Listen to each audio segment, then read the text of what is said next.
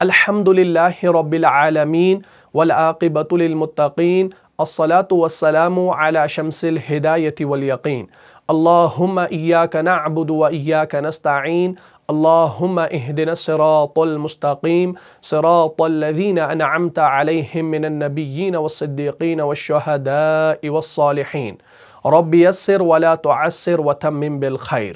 अस्सलामु अलैकुम व रहमतुल्लाहि व बरकातुहू। प्यारे अज़ीज़ों, उम्मीद करता हूँ आप सब लोग खैर वाफ़ियत से होंगे। जैसा कि आप लोग जानते हैं कि पिछली वाली क्लास में हमने क़ाफ़ और काफ़ की अदायगी को जान लिया। मुझे उम्मीद है आपने पिछली वाली क्लास को अच्छे से देखा होगा और समझा भी होगा। अगर अभी तक आप में से किसी ने उस क्लास को नहीं देखा है तो यहाँ पर जो आई का बटन शो हो रहा है इस पर आप क्लिक कीजिए और उस वीडियो को शुरू से लेकर आखिर तक देख लीजिए और सवाब की नीयत से वीडियो को ज़्यादा से ज़्यादा शेयर भी कीजिए। तो आज की क्लास में हम पाँचवें मखरज के बारे में जानने वाले हैं। हमारा जो पाँचवा मखरज है वो है वस्त लिसान और उसके मुकाबिल का ताल्लुक, यानी जब वस्त लिसान मुकाबिल के ताल्लुक से मिलती है तब जाके जीम, शीन और या गैर मद्दा अदा होते हैं और इन हरूफ को हम हरूफ शजरिया कहते हैं। यानी आज की क्लास में हम हरूफ शजरिया की अदायगी को जानने वाले हैं। तो हमारा जो आज का पाँचवा मखरज है इसको आप अपनी कॉपी पर नोट करें। पाँचवा मखरज क्लियर हो गया। पाँचवा मखरज क्या है? इसका ताल्लुक जुबान के साथ है, यानी ये भी लिसानी मखारिज के अंदर ही आता है, अभी दांतों का कोई दखल नहीं है। पांचवा मखरज हमारा क्या है कि वस्त लिसान और उसके मुकाबिल का ताल्लुक, वस्त लिसान और उसके मुकाबिल का ताल्लुक यानी जो ऊपर वाली पैलेट है ना, हार्ड पैलेट, ये उसकी बात हो रही है। और वस्त लिसान का मतलब है middle part of the tongue, यानी बीच वाला हिस्सा जो जुबान का है ना उसको हम वस्त लिसान कहते हैं। पांचवा मखरज क्या है कि वस्त लिसान और उसके मुकाबिल का ताल्लुक, उससे कितने हरूफ हमारे अदा होते हैं? उससे जीम, शीन और या गैर मद्दा, या गैर मद्दा की बात हो रही है, या मद्दा की बात नहीं हो रही, बल्कि या गैर मद्दा आपको इंशाल्लाह भी समझाऊंगा। यानी वस्त लिसान और उसके मुकाबिल का ताल्लुक, उससे जीम, शीन और या गैर मद्दा अदा होते हैं। क्लियर हो गया। और इन हरूफ को हरूफे शजरिया कहते हैं। बात क्लियर होगी। इनको हम हरूफे शजरिया कहते हैं। किस किस को? जीम, शीन, या, यानी ये जो तीन हरूफ है ना इनको हम हरूफे शजरिया कहते हैं। बात यहां तक क्लियर होगी। अच्छा, इनकी अदायगी आपको अब जल्दी से समझ में आ गई कि जुबान का बीच वाला हिस्सा जब ऊपर मुकाबिल तालु से लगता है तो जीम, शीन और या अदा होता है। लेकिन अब इसमें आपने एक चीज समझ लेनी है कि जीम कैसे अदा होगा, शीन कैसे अदा होगा और या कैसे अदा होगा। इनमें कुछ सिफात का भी दखल है। अगर वो सिफात हम इनके अंदर अदा नहीं करेंगे तो इन हरूफ की अदायगी को हम आसानी से नहीं समझ पाएंगे। बहरहाल हम यहाँ पर सबसे पहले वो जुबान की डायग्राम आपके सामने रखते हैं ताकि इंशाअल्लाह आपको एक्चुअल पता चले कि ये जुबान की कौन सा हिस्सा है। देखें, हमने पिछली क्लास में इस जुबान के चार हिस्से जाने थे। एक तो deepest part, edge of the tongue, tip of the tongue और middle part of the tongue, यानी हमने चार हिस्से जाने थे। वैसे तो हमने इसके 8 हिस्से लिखवाए हैं आपको, लेकिन फिलहाल अभी चारों की नीड है। देखें, यहां पर ये जो आप बीच वाला हिस्सा देख रहे हैं ना, ये वाला हिस्सा, इसको हम कहते हैं middle part of the tongue, यानी वस्ते लिसान, दरमियानी हिस्सा जुबान का। यानी जब ये बीच वाला हिस्सा, जब ये वाला हिस्सा ऊपर के मुकाबिल के तालु, यानी इसके मुकाबिल कौन सा तालु आएगा? फॉर एग्जाम्पल, मैं ऐसे 2 हाथ रख रहा हूं, मैं कह सकता हूं इस हाथ के मुकाबले में ऊपर क्या है? दूसरा हाथ है। इसी तरीके से इस जुबान के ऊपर मुकाबिल में जो तालु है ना उसको हम क्या कहते हैं? उसको हम कहते हैं पैलेट। अब ये कौन सा पैलेट है? ये हार्ड पैलेट है। बात यहां तक क्लियर होगी। ये नरम पैलेट नहीं है, यानी सॉफ्ट पैलेट नहीं है। तो जुबान ये है ना बीच वाला, इसके सीध में जो ऊपर तालु है ना उसके साथ जुबान को लगाना है, चिपकाना है। उस सूरत में आपका क्या हो जाएगा? जीम अदा होगा।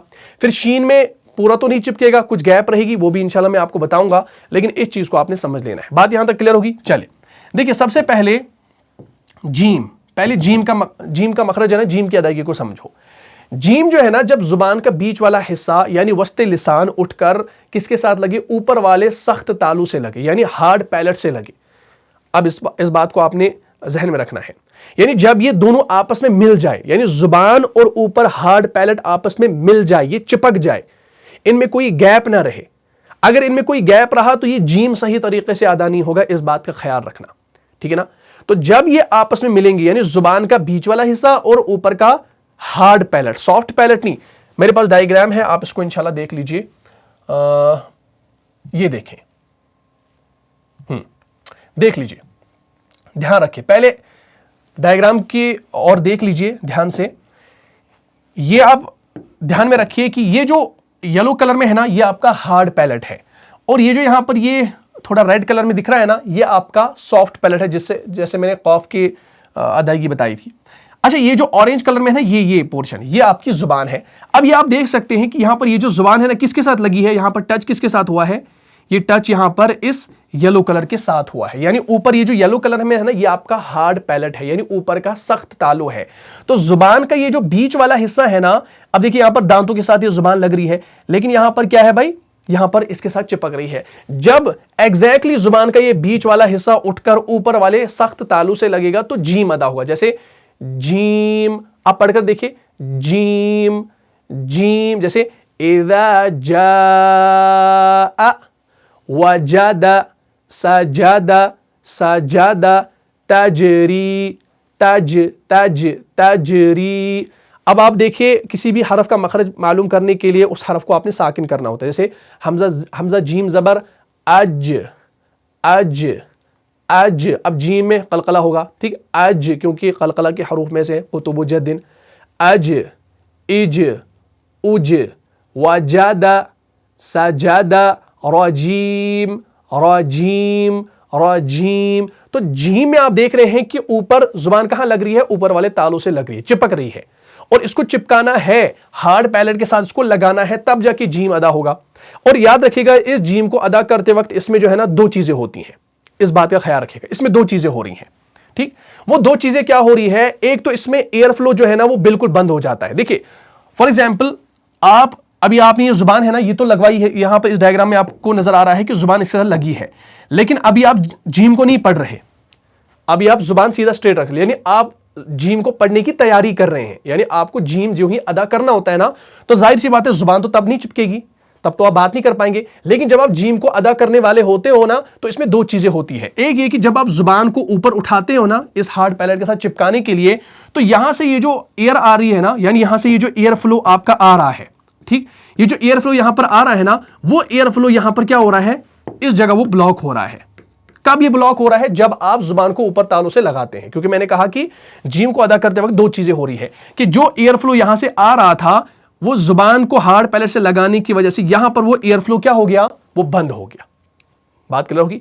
और दूसरी चीज इसमें क्या हो जाती है कि एक तो यहां पर एयर फ्लो बिल्कुल बंद हो जाता है, यानी जो पीछे से आ रहा है, और आवाज जो होती है जो पीछे से आ रही होती है वो भी कंटिन्यूअसली नहीं चल रही होती, बल्कि वो भी बंद हो जाती है।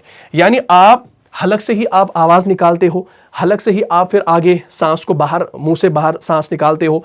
लेकिन जब आप जीम को अदा करते हैं ना, तो एक तो आवाज भी यहां पर रुक जाती है, इस पोर्शन पर यहां पर आवाज भी रुक जाती है, और सांस भी, यानी एयर फ्लो जो होता है ना वो भी रुक जाता है। कहां पर, यहां पर। क्योंकि यहां पर वो क्यों रुकता है, क्योंकि आप देख सकते हैं यहां पर जुबान जो टच हो रही है वो हार्ड पैलेट के साथ टच हो रही है, तो साउंड बाहर नहीं जा पा रहा और एयर फ्लो भी बाहर नहीं जा पा रहा। तो ये दो चीजें जीम को अदा करते वक्त हो रही है।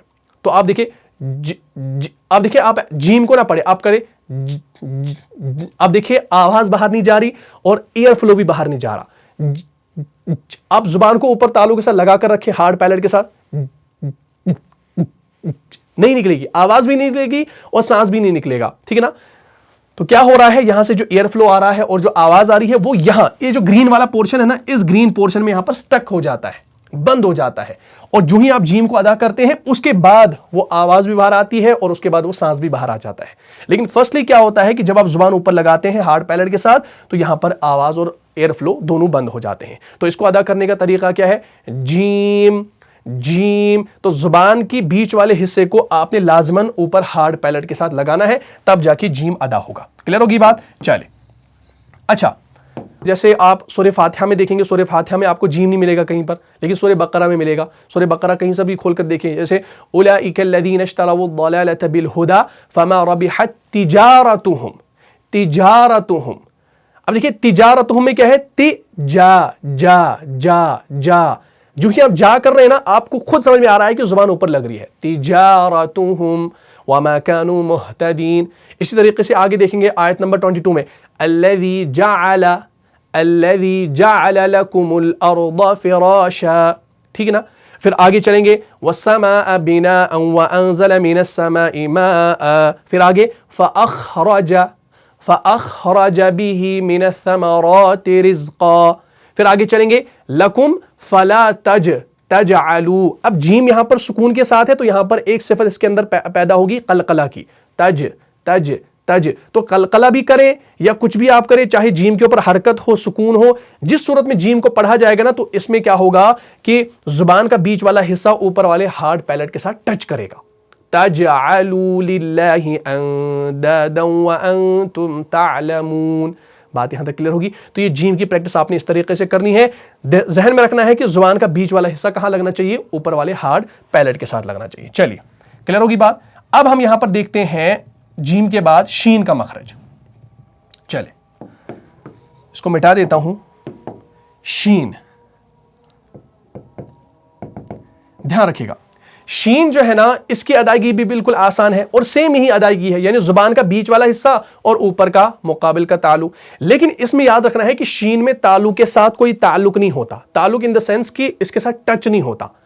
जब हम शीन को अदा करते हैं ना, तो जुबान का ये जो बीच वाला हिस्सा होता है ना, ये तो ऊपर को उठता है, लेकिन ये उस हार्ड पैलेट के साथ मुलाकात नहीं करता, ये उसके साथ टच नहीं करता।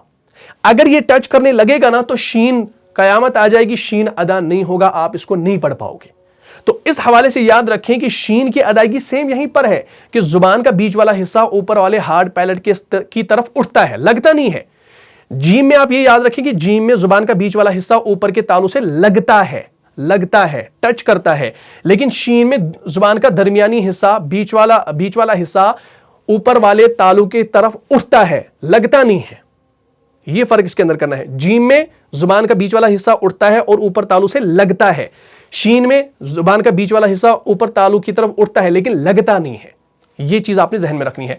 तो शीन में क्या हो रहा है कि टच वहां पर नहीं हो रहा, बल्कि एक गैप वहां पर रह रही है, और उस गैप के अंदर जो है ना, एक वो लाइन बन जाती है ना। एक गैप जब बन गई, तो उस गैप के जरिए एक एयर फ्लो पास हो रहा है, एक एयर जा रहा है। डायग्राम आप देख लीजिए, इंशाल्लाह बात क्लियर हो जाएगी। ये देखें, सेम यही चीज है। देखिए इस इमेज पर फोकस कीजिए, ये शीन की अदायगी है। ये जो है ना ऑरेंज कलर में, ये आपकी टंग है, जुबान है, और ये जो येलो कलर में है, ये हार्ड पैलेट है, यानी ये सख्त तालु है, और ये जो रेड कलर में है, ये आपका नरम तालु है। नरम तालु से कोई ताल्लुक नहीं है, बात हो रही है यहां पर वस्ते लिसान और उसके मुकाबिल का सख्त तालु। तो ये जुबान है और ये यहां पर क्या है, हार्ड पैलेट है। लेकिन ये शीन की अदायगी है। शीन की अदायगी में देख सकते हैं कि ये जो हलक से यहां पर आवाज आपने भेजी ना, और आपका जो एयर फ्लो यहां से आया ना, तो वो इस ये जो ग्रीन वाली कैनाल यहां पर बन गई ना, एक ग्रीन वाली टनल बन गई, छोटी सी टनल बन गई, ठीक, मिनी टनल जिसको हम कहेंगे। ये ग्रीन वाली पोर्शन आप देखें बिल्कुल खाली, यहां से देखिए पूरी लकीर पास हो रही है ना, यानी यहां से आपका वो जो एयर फ्लो है ना, एयर फ्लो वो क्या हो रहा है भाई, वो पास हो रहा है। एयर फ्लो पास हो रहा है। किस से पास हो रहा है, क्योंकि ये जो यहां पर गैप नजर आ रही है ना जुबान और हार्ड पैलेट के दरमियान में, ये गैप जरूरी होना चाहिए। अगर ये गैप नहीं हुआ ना, तो शीन कभी भी अदा नहीं होगा। तो देखिए जब आप शीन को अदा करते हैं ना, शीन शीन, इसमें ऊपर जुबान और हार्ड पैलेट के दरमियान में गैप रह रही है, और उस गैप के जरिए आपका एयर फ्लो जो है ना वो पास हो रहा है। अगर आप पूरा जीम की तरह शीन को पढ़ेंगे ना, तो आप करके देखिए, आप जुबान को बिल्कुल जो है ना ऊपर तालू से लगाकर देखिए, तो शीन निकलेगा। देखिए मैं निकालने की कोशिश कर रहा हूं, मैं जुबान को ऊपर हार्ड पैलेट से टच करा रहा हूं, लेकिन मैं निकाल नहीं पा रहा। जैसे आवाज बंद हो रही है, सांस भी बंद हो रहा है। आप कोशिश करें, नहीं, अगर आप बंद जुबान करेंगे ना, तालू के साथ टच करवाएंगे, तो शीन कभी नहीं निकलेगा। बल्कि आपने एक गैप रखनी है, तो शीन यानी जुबान को स्लाइडली ऊपर लेना है, लेकिन टच नहीं कराना, तो तब जाके शीन निकलेगा। जैसे शीन शीन शीन, हमजा शीन जबर अश अश, देखिए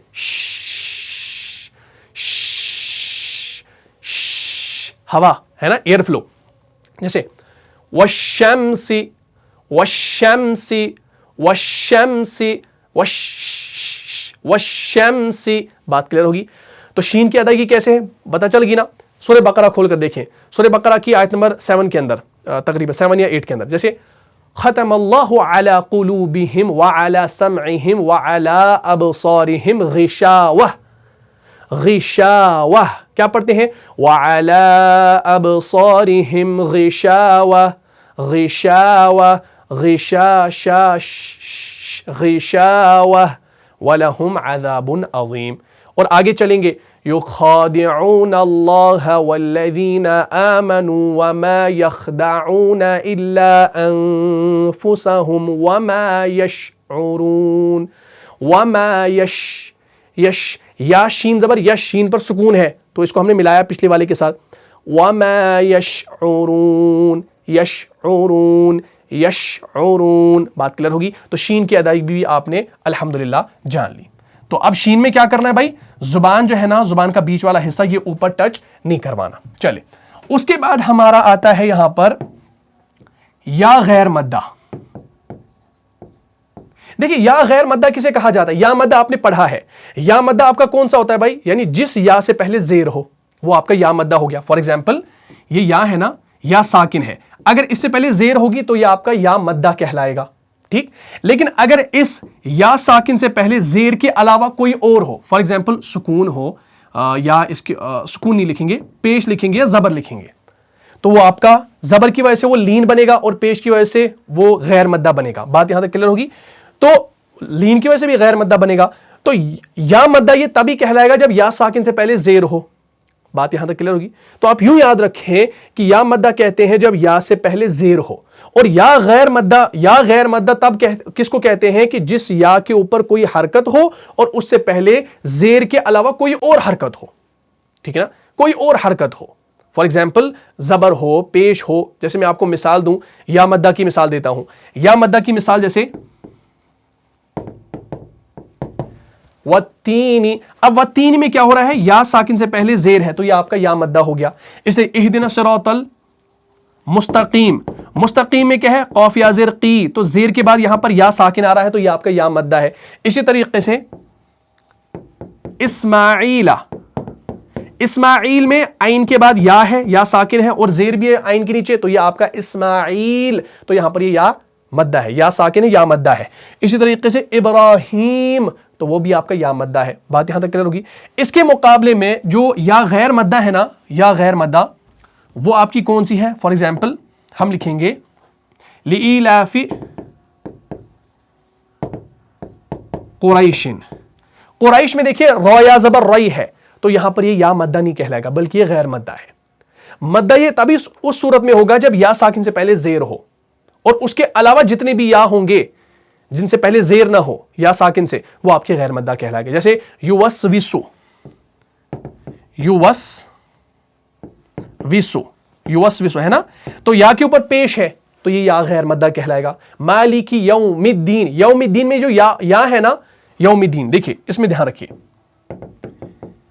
यौमिद्दीन, देखिए इसमें दो या आई है। एक तो पहली ये जो या आप देख रहे हैं ना जिसके ऊपर जबर है, यौमिद्दीन, और यहां पर भी या आई है। ये वाली जो यहां पर दीन में या है ना, ये या मद्दा है, और यहां पर ये जो यौम में जो या है ना, ये आपकी या गैर मद्दा है। बात यहां तक क्लियर होगी। तो इसलिए हमने यहां पर बात की कि वस्ते लिसान और उसका मुकाबल का सख्त तालु जब उससे जीम शीन और क्या या अदा होता है, या गैर मद्दा अदा होता है। बात यहां तक क्लियर होगी। तो अब या की अदायगी कैसे है भाई, इसकी अदायगी भी बिल्कुल आसान है। इसकी अदायगी में क्या होता है कि इसकी अदायगी में भी एक गैप रहता है। हाँ, ऐसा नहीं है इसमें गैप नहीं रहता है, इसमें भी गैप रहता है। इसकी डायग्राम हमारे पास मौजूद है, इसको इंशाल्लाह समझ लीजिए। ये देख लीजिए, ये हमारे पास क्या है, ये हमारे पास दूसरी डायग्राम है। देखिए जुबान है और ये येलो कलर में हार्ड पैलेट है, ये नरम तालु है। तो जुबान जब कहां लगे, ऊपर की तरफ लगे। अब यहां पर आपने एक चीज ध्यान में रखनी है कि जीम के वक्त ही जुबान ऊपर लगेगी, शीन और या गैर मद्दा में नहीं लगेगी। तो यहां पर आप देख सकते हैं ये जो ग्रीन पोर्शन में यहां पर एक बीच में एक कैनाल बन गई है ना, एक गैप आ गई है ना, तो यहां पर से आपका या गैर मद्दा अदा होता है। जैसे या यासीन यासीन, या मालिकी यौमिद्दीन, यौ, इसमें भी जुबान ऊपर नहीं लगती बल्कि एक गैप रह रहा है और एयर फ्लो पास हो रहा है। अगर आप पढ़ेंगे मालिकी तो आवाज बंद हो जाएगी। अगर आप जुबान को टच कराएंगे तो टच नहीं कराना, एक गैप रखना है। मालिकी यौमिद्दीन इय्याका नअबुदु व इय्याका नस्तईन। तो इय्याका नअबुदु में इय्याका और व इय्याका है ना, नाअबुदु से पहले इय्याका है और नाअबुदु के बाद व इय्याका है। तो इन दोनों में जो या है ना वो या गैर मद्दा है, और नस्तईन में जो या है ना वो मद्दा है, या मद्दा है। इसी तरह से सिरातल्लज़ीना अनअमता अलैहिम गैरिल मग़दूबि अलैहिम वलद्दाल्लीन। तो सिरातल्लज़ीना, लज़ीना में जो या है वो मद्दा है, अनअमता अलैहिम, अलैहिम में जो या है वो गैर मद्दा है। इसी तरह से गैरिल मग़दूब, गैर में जो या है या साकिन वो गैन ज़बर होने की वजह से या लीन है, यानी वो भी गैर मद्दा है। मग़दूब अलैहिम, अलैहिम में जो या है वो भी गैर मद्दा है, और वलद्दाल्लीन में जो या है वो आपकी या मद्दा है। तो इसको आपने जहन में रखना है, यानी या साकिन से पहले जब जेर हो वो आपकी या मद्दा कहलाती है, लेकिन हम बात कर रहे हैं या गैर मद्दा की। और उसके अलावा जितने भी है, यानी जिस या से पहले ज़बर और पेश आ जाए वो आपका या गैर मद्दा कहलाता है, और उसकी अदायगी यहाँ पर इस तरीके से है, एक गैप रह रहा है। यासीन अलैहिम युवस्विसु युवारी युवारी यजरी, बात क्लियर होगी, यजरी या आई उई आई। अब उई लफ्ज़ तो कुरान में नहीं होगा, ये उई हम अपनी ज़ुबान में कहेंगे जब आपको कोई पिन चुबाएगा ना, हाँ उई तब आप करेंगे उई, तो आई आ सकता है, आई, तो इसमें भी जुबान ऊपर नहीं लगती। बात यहाँ तक क्लियर होगी। तो हमने आज पांचवा मखरज यानी हुरूफ़ शजरिया की अदायगी को समझा। उम्मीद करता हूँ आपको ये क्लास समझ में आ गई होगी। अगर आपको इस क्लास से फ़ायदा हुआ है तो अपने दीनी भाइयों और बहनों में उसको लाज़मी शेयर कर दीजिए। मिलता हूँ इंशाल्लाह नेक्स्ट एपिसोड में, तब तक के लिए आप खुश रहें, सलामत रहें, अमन व हिफाजत में रहें। अस्सलामु अलैकुम व रहमतुल्लाहि व बरकातुहू। जान जान से भी प्यारा है, जान से भी प्यारा है, रहनुमा मुस्तफ़ा हमारा है, रहनुमा।